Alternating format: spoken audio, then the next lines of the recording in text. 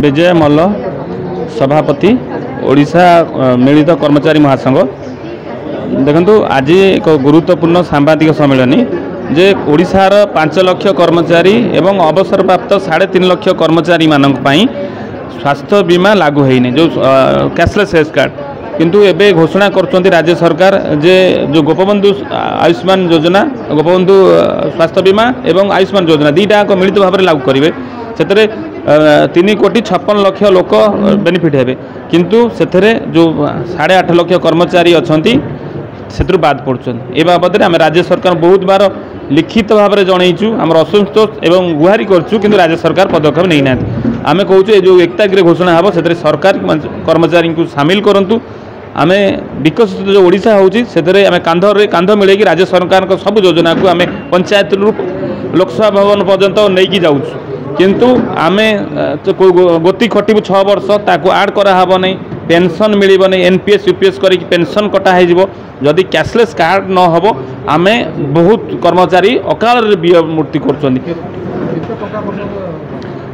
आमे कहूँ कैशलेस जिते पर्यटन आम ट्रिटमेंट अच्छी से कैशलेस सरकार से देवे आमे जदि प्रीमियम चाहिए भी आम देवा प्रस्तुत अच्छु किंतु एबे जो घोषणा कर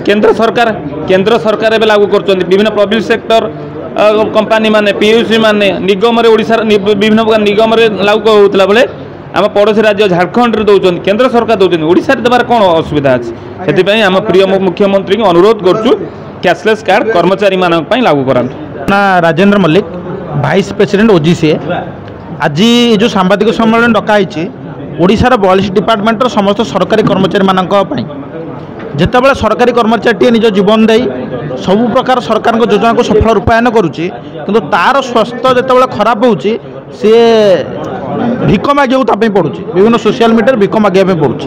तेणु आज सरकार को जेहेतु जनमंगलकारी राष्ट्र में सरकार कर्तव्य समस्त स्वास्थ्य सेवा जोगेदेवा ता कर्मचारी को स्वास्थ्य सेवा जोगेदेवा सरकार काम तेणु आम आह्वान दौर सरकार को जो एप्रिल 1 तारिख में गोपबंधु योजना एवं आयुष्मान योजना लागू कर सरकार से सरकारी कर्मचारी मान सामिल करा जदि न करा गोटे मासर मोहलत दौचु मानवर मुख्यमंत्री भेटबू नवेदन करूँ हारी गुहारी करूँ जदि न हुए पंचायत ठारू आरंभ कर विधानसभा पर्यंत आम घेराव करूँ एवं सरकार जो सबू योजना को आम सफल रूपायन करूँ